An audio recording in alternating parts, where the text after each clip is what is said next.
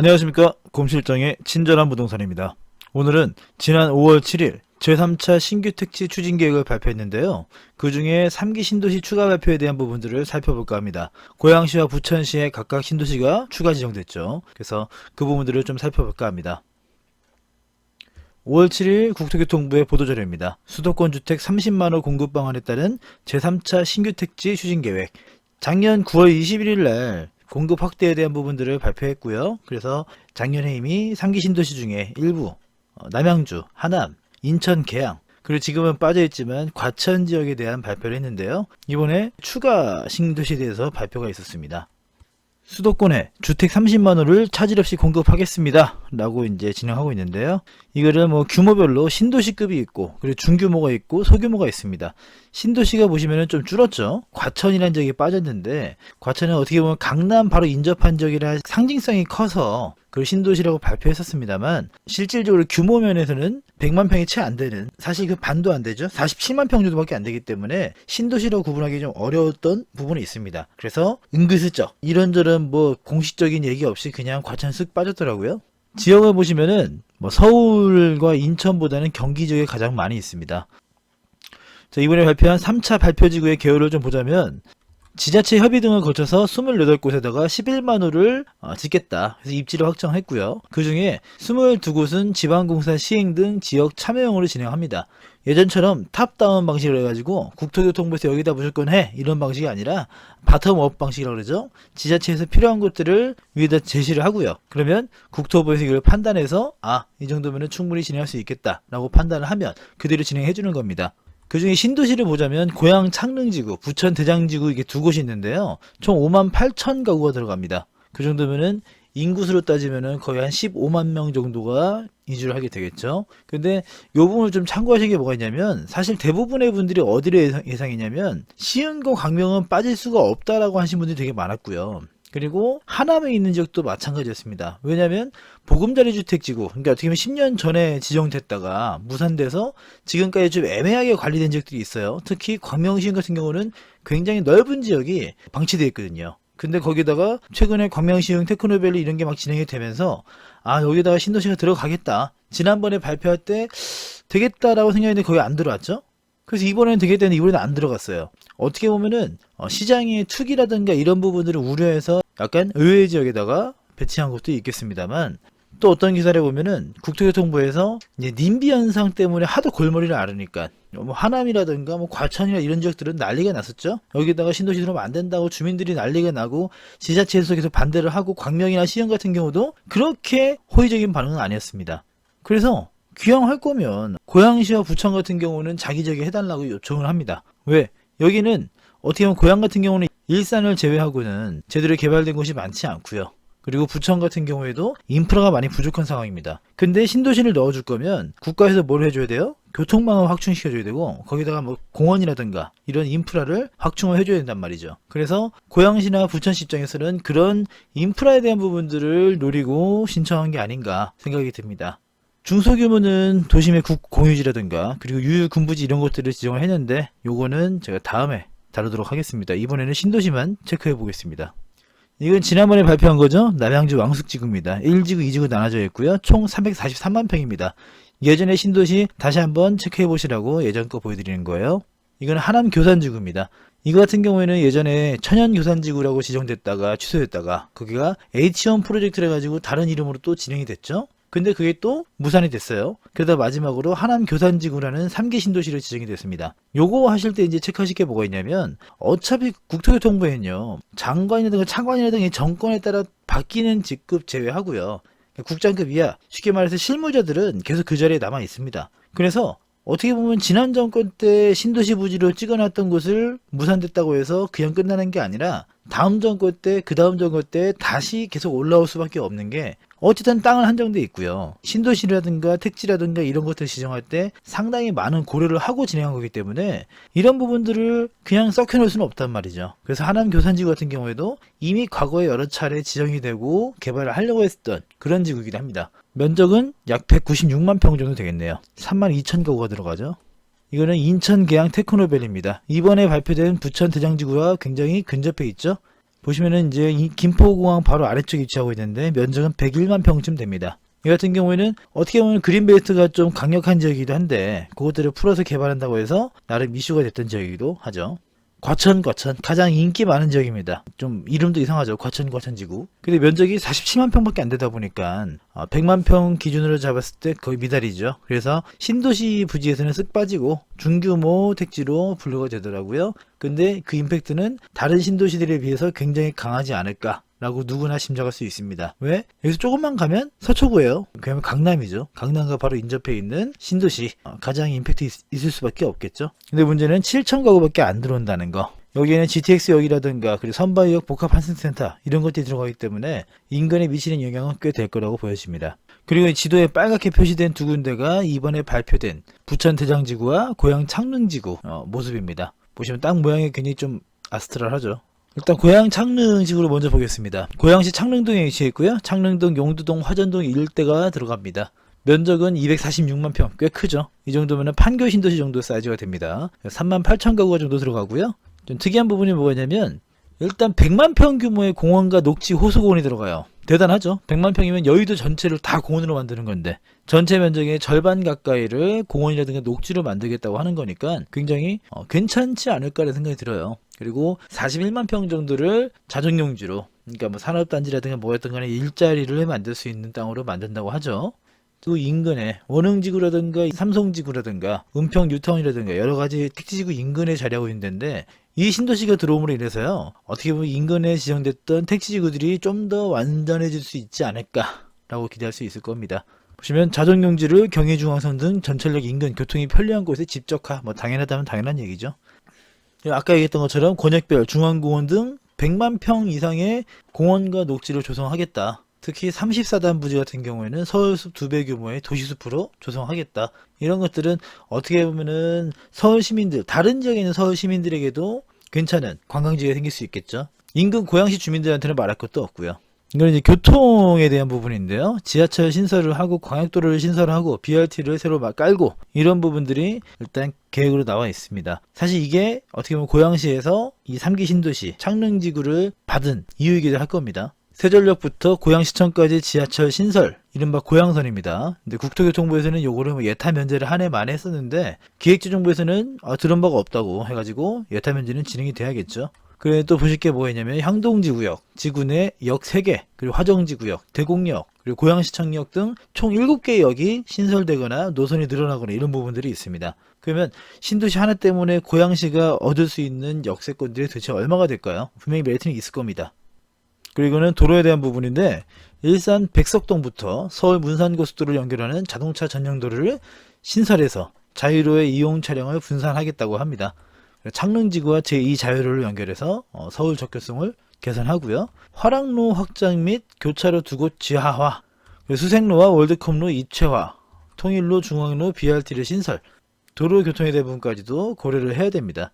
교통대책이 없는 신도시는 말도 안 되죠. 그래서 사실 경기도 외곽 지역에 경기도 광주라든가 몇 개 지역들의 민간 택지지구를 보면은 사람은 굉장히 많이 입주를 했는데 도로가 여전히 2차선이라든가 하는 그런 사태가 발생하기도 합니다. 그런 것들은 교통대책이 제대로 만들어지지 않은 것들이죠. 이게 이번에 지정된 고양 창릉지구 인근의 모습인데요. 원흥지구와 기존의 화정역 이 사이에 이제 빈 땅들은 거의 다 해당된다고 보시면 될 것 같아요. 요거는 이제 같은 모습이지만 그 지적 편집도를 본 건데 고양 능곡지구, 화정지구, 고양 원흥지구, 그리고 지축지구라든가 은평 뉴타운, 그리고 고양 향동 이런 데가 이미 주변에 다 깔려 있습니다. 근데 문제는 여기가 택지지구는 다 있지만 역이라든가 도로라든가 이런 것들이 아직까지 제대로 갖춰지지 않았다는 거죠. 그리고 인근에 산이라든가 이런 것들은 굉장히 많습니다. 그린벨트 했으니까. 근데 이거를 공원화 시켜서 제대로 좀 주민들이 활용할 수 있게 만드는 거는 좀 부족했다. 그래서 이번에 3기 신도시 고양 창릉지구는 인근 택지지구까지도 조금 더 괜찮게 자리 잡을 수 있지 않을까라고 생각을 합니다. 물론 이제 원흥이라든가 향동 주민들은 굉장히 환영하겠죠. 어차피 공공주택지구였으니까. 근데 뭐 능곡이라든가 화정이라든가 은평 뉴타운이라든가 뭐 지축지구라든가 이런 데서는 조금 생각이 많아질 겁니다. 요거는 제가 아까 지도에다가 그냥 제 나름대로 체크를 해봤어요. 그냥 요런 것들 체크하실 게 뭐가 있냐면 기준이 되는 거는 기본적으로 도로망들과 하천, 객관적으로 구분될 수 있는 경계선입니다. 근데 요번에 좀 모양이 이상한 이유가 뭐냐면 산지들을 약간 최대한 배제하고 농지들을 위주로 지정하다 보니까 이런 식의 이상한 모양이 됐습니다. 자, 여기까지가 고양 창릉지구였고요. 그 다음에 부천 대장지구를 좀 보겠습니다. 부천시 대장동, 오정동, 원정동 일원에 지정이 됐고요. 총 면적은 104만 평쯤 됩니다. 2만 세대를 수용할 수 있죠. 여기도 마찬가지로 규모가 아까 이제 창릉지구보다 반도 안 되기 때문에 규모가 좀 적어지긴 했지만 20만 평 정도를 자정용지를 조성하겠다. 100만 제곱미터, 약 30만 평을 공원으로 조성해서 10만 평 규모의 멀티스포츠 센터도 건립하겠다고 하죠. 대장지구가 바로 옆에 계양지구가 있어요. 계양지구 보이시죠? 여기 안에 중앙공원이라든가 이런 공원들 좀 잘 만듭니다. 3기 신도시의 공통점이 공원에 대한 부분들, 삶의 질에 대한 부분들을 많이 신경을 쓰고요. 기업 지원 허브라든가 성장 지원 센터 이런 어떻게 보면 자존경지, 일자리에 대한 부분들 신경을 좀 많이 쓰려고 합니다.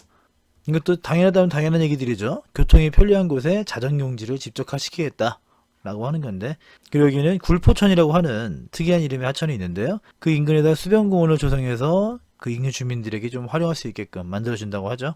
마찬가지로 교통에 대한 부분입니다. SBRT가 이제 슈퍼 BRT란 건데 이름이 참 좀, 그리고 경명대로를 신설하고 고강 IC 신설하고 해서 도로에 대한 부분들도 좀 확충을 하겠다라고 합니다. 보시면 김포공항역과 부천 종합운동장역 요것들이 있는 SBRT를 설치한다고 합니다. 버스인데 전철처럼 노선이 명확히 되어 있는 것들이라고 보시면 좀 이해가 편하실 것 같아요. 그 차로가 따로 있죠. 지금도 세종시나 이런 데 가면 BRT가 상당히 잘 되어 있어요. 계양 IC부터 광명 서울고속도로를 연결하는 경명대로 신설 확장, 그리고 소사로를 확장하고 고강 IC를 신설하고 서운 IC를 신설하는 이런 도로망들을 좀 확충하려고 합니다. 이게 이제 대장지구의 모습인데요. 바로 옆에 인천 계양 테크노밸리가 있죠. 상당히 넓습니다. 여기는 인천이 여기는 부천이기 때문에 좀 사람이 얘기만 들었을 때는 저 거리가 있을 수 있겠구나 싶은데 천 하나 차이죠. 요 하천 건너는 인천, 요쪽은 부천. 바로 옆에 붙어있는 지역이라서 어떻게 보면 신도시를 처음 만들 때 그 인프라 드는 비용이라든가 이런 것들을 좀 아끼기 위한 부분이 아닌가. 같은 사진에다가 이제 지적 편집도를 본 겁니다. 아래쪽 보시면은 이쪽에 이제 일반 공업 지역들, 중공업 지역들이 있죠. 일자리들은 꽤 있습니다. 그래서 요것들을 기반으로 해서 좀 뭔가를 만들어 보려고 하는 거겠죠. 여기도 마찬가지로 좀 그려봤습니다. 근데 여기는 아까 이제 창릉지구보다는 모양이 좀 단순해서 비교적 좀 정확하지 않을까 싶어요. 보시면은 여기 이제 인천 계양 테크노밸리 있고 여기 바로 이렇게 만들어지고, 자 여기서 하나 좀 보실 게 뭐가 있냐면 이게 신도시들이 약간 좀 전에 보시던 것처럼 계양지구와 그리고 부천 대장지구가 붙어 있고 이런 식으로 이제 신도시들이 좀 동선이 겹치는 경우가 생기죠. 그래서 그 부분들이 왜 이렇게 겹치게 됐는가, 이번에 3기 신도시가 지정된 맥락은 어떻게 되는가, 이런 부분들을 좀 살펴볼까 합니다. 자, 이게 이번에 그 보도자료에 있는 지도예요. 빨간색들이 지정된 창릉지구와 대장지구죠. 그리고 파란색은 기존에 지정됐던 계양지구와 그리고 교산지구 그리고 왕숙지구와 표시되어 있습니다. 과천지구는 빠져 있죠. 자, 근데 예전에 일반적으로 1기 신도시를 지정할 때는요, 서울시청을 기반으로 해서 광화문이 정확한 겁니다만 아무튼 직경 40km 정도의 원을 그렸고요. 그걸 따라서 서울 외곽순환도로 그렸습니다. 그리고 우리가 알고 있는 1기 신도시 있죠. 일산, 중동, 삼본, 평촌, 분당 이 지역들을 지정을 했고요. 그리고 그 이후에 우리가 이제 흔히 들어서 저기는 개발됐지, 여기는 집값 비싸지 라고 생각할 수 있을 만한 곳이 또 몇 군데가 더 있죠. 5군데, 물론 이거보다 더 있겠습니다만 시흥, 의정부, 남양주, 구리, 하남 이 지역들도 사실은 1기 신도시와 거의 같은 입지를 가지고 있습니다. 왜? 외곽순환도로를 타고 따라가는 거니까요. 그래서 이 수도권 개발축이라고도 불리는 외곽순환도로 라인이 되게 중요합니다. 근데 이것뿐 아니라 포화 상태가 되니까요, 이제 직경 60km 정도의 원을 새로 그립니다. 이게 짐작하시겠지만 제2 외곽순환도로예요. 이거 타고 만들어진 데가 양주, 포천, 가평, 양평, 이천, 용인, 오산, 화성, 안산, 송도, 검단, 김포, 파주 이 지역들이 2기 신도시라든가 그리고 두 번째 약간 그 이후에 개발된 지역들이라 보시면 될 것 같아요. 양주 옥정지구라든가 파주 운정지구라든가 그리고 화성의 동탄이라든가 이런 지역들은 이미 유명하죠. 예전에는 이렇게 수도권 개발축을 따라서 신도시들을 많이 개발했지만, 자 보시면은 요 파주에서 쭉 타고 내려오는 게 GTX A 노선입니다. 분당 거쳐서 용인까지 내려가죠. 그리고 비노선 같은 경우에는 송도에서 올라가서 남영주를 거쳐 가평까지 연결되는, 물론 이제 가평까지 가지는 않습니다만 이쪽 라인을 보시면 될 것 같고요. 양주 의정부 내려와서 평촌 3분 이쪽을 거치게 되는 신호선이 있습니다. 그러니까 뭐냐면 기존의 신도시들 뭐 개발된 곳 이런 것들을 연결해주는 GTX 라인이 만들어지는 거죠. 그리고 잘 안 보이시죠? 여기 보라색 점선이 보이시죠? 이게 수도권 순환철도망이란 것이에요. 이것까지 들어가다 보니까, 그리고 이걸 따라서 신도시를 지정하다 보니까 좀 모양이 복잡하게 됐습니다. 그래서 GTX라든가 수도권 순환철도망을 잠깐 보자면, GTX 같은 경우는 이미 유명하죠. 이거에 대한 호재들은 이미 그 인근 부동산에 거의 반영이 됐다고 볼 정도로 상당히 인기가 많은 호재입니다. 물론 아직까지 멀었습니다. A노선 같은 경우에는 이제 이미지가 작년 기준이라서 A노선은 이미 12월 달에 착공이 들어갔고요. C노선은 그 예비 타당성 조사가 확 통과돼서 이제 사업 추진이 확정됐습니다. 근데 B노선 같은 경우에는 예타를 통과하지는 않았습니다만 진행되지 않을까라고 생각을 합니다. 요거는 좀 익숙한데 요 순환철도망 같은 경우는 좀 생소하실 거예요. 사실 이게 역사가 굉장히 오래된 계획이에요. 보시면 98년 6월 달부터 이미 수도권 순환철도 건설을 추진하겠다고 얘기 나왔었습니다. 이것도 같은 날에 보도된 거예요. 동아일보에서 보도한 겁니다. 아까 매일경제에서는 2025년까지라고 그랬는데 동아일보는 같은 날인데도 2020년까지라고 이제 보도를 하네요. 아무튼 당장 내년까지 건설되지는 않을 거니까 25년이 좀 더 맞겠죠. 지난 2017년 10월 달에 국토교통부에서 이제 수도권 순환철도망 용역에 착수해서 좀 구체화 시켰던 부분이 있어요. 그래서 지금은 아까 보셨던 그 노선 그대로입니다만 보시면은 별내선이 만들어진다고 하고요. 8호선 연장되고 복정에서는 분당선 연결이 되죠. 분당선이 현재 수원까지 연결되어 있고요. 이게 나중에 급행화 될 겁니다. 수원에서 한대앞까지 연결되는 수인선, 물론 한대앞에서 끝나는 건 아니지만, 자, 그럼 한대앞에서는 4호선으로 타고 원시까지 연결되겠죠. 원시에서 소사까지 연결되고요. 소사에서 대곡까지 연결되는, 그 대곡에서는 의정부까지 연결되죠. 이렇게 되면은 수도권을 크게 한 바퀴 도는 이런 순환철도망이 만들어질 겁니다. 이거 자체가 이제 고속도로나 이런 것처럼 아까 외곽순환도로처럼 개발축이 돼서 인근에 다 개발되지는 않겠습니다만, 이 순환철도망이 만들어지면 나름대로 임팩트는 꽤 있지 않을까 싶어요. 이 순환철도망을 약간 대각선 X자 딱 치듯이 연결되는 게 GTX 라인이라고 보시면 될 것 같고요. 자, 그걸 기반으로 다시 아까 지도를 보시자고요. 고양 창릉지구가 있고 그다음에 부천 대장지구가 있습니다. 근데 창릉지구 같은 경우는 3기 신도시 기본 원칙은 뭐냐? 외곽순환도로. 그거보다 좀 더 이제 서울에 가깝게, 그래서 메리트 있게 만들어 주자라는 게 일단 기본 방향이고요. 그 외곽순환도로에다가 GTX라든가 순환철도망들이 가세가 되면서 좀 동선이 겹치게도 되는 그런 모습들이 나옵니다. 그래서 이전까지의 신도시와는 좀 배치가 다르다. 왜? 도로망뿐 아니라 철도망까지 같이 고려해서 지정된 거기 때문에 그렇습니다. 부천 대장지구 같은 경우도 외곽순환도로와 순환철도망 그 사이의 지역이 지정이 됐죠. 앞으로 그런 패턴이 계속 이어지지 않을까 싶어요. 하남 같은 경우에도 뭔가 지정이 되면 이 안쪽 라인이 뭔가 될 수 있겠죠. 순환철도망과 외곽순환도로 사이. 이런 부분들은 참고하시면 좋을 것 같습니다. 자, 이게 이제 고양 창릉지구의 모습인데요. 다 그린벨트니까 농사 엄청 많이 짓고 있습니다. 근데 이 3기 신도시가 발표되면서요, 반응이 굉장히 많이 갈리고 있어요. 그 안에 땅 있는 분들 같은 경우에는 내 땅도 들어가는 거 아니야? 이거 수용당하는 거 아니야? 이거 어떻게 해야 되나? 제가 무슨 받을 수 있나?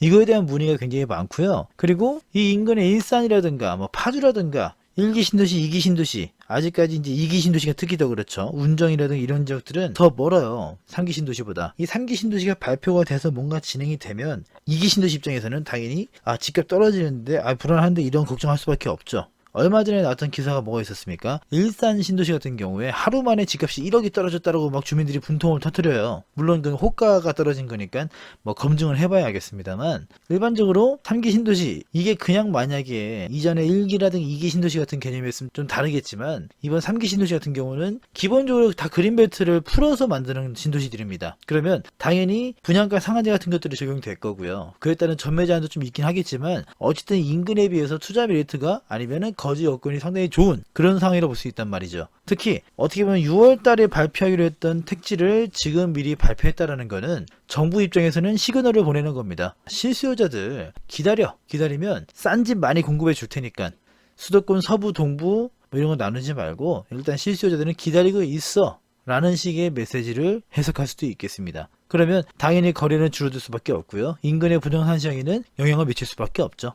또 사실 정부에서 풀어야 되는 부분 중에 또 뭐가 있냐면 이런 신도시들 택지 같은 걸로 딱 일원화되어 있는 목적을 가진 개발 사업들은 어쩔 수 없이 또 당연히 그린벨트를 푸는 정도의 공익사업이기 때문에 다 수용이란 말이죠. 그러면 주민들은 당연히 이에 반대할 수밖에 없습니다. 수십 년 동안 묶여있어서 내 재산권도 행사하지 못했던 땅인데 그거를 그린벨트를 풀어주거나 이러지도 않고 그냥 그 상황에서 수용을 해간다 그러면 당연히 제값을 받지는 못하겠죠. 이거에 대한 반발 이런 것들도 좀 풀어가야 되는, 실제로 앞서 발표했던 3기 신도시였던 남양주, 하남, 인천 계양 이런 데 같은 경우는 주민공청회 자체가 무산되는 경우가 되게 많아요. 주민들이 계속 반대하고 막 입구를 막고 시위하고 그래가지고 무산되는 경우도 있었습니다. 그러니 이런 식의 문제들을 좀 현명하게 풀어나가는, 어떻게 보면 여기는 공공주택지구를 해가지고 주민들에게, 국민들에게 좀 더 싼 집을 공급하기 위한, 주거 안정을 위해서 하는 거라고 하면, 그러니까 누군가를 위해서 한다고 기존에 있던 사람들이 손해보는 것도 사실 말이 안 되는 거 아닙니까? 그래서 이런 부분들은 좀 더 세밀한 검토가 필요하지 않을까라고 생각을 합니다.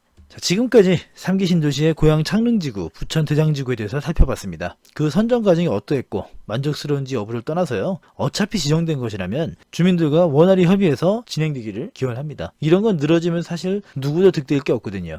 지금까지 곰실장의 친절한 부동산이었습니다. 시청해주셔서 감사합니다.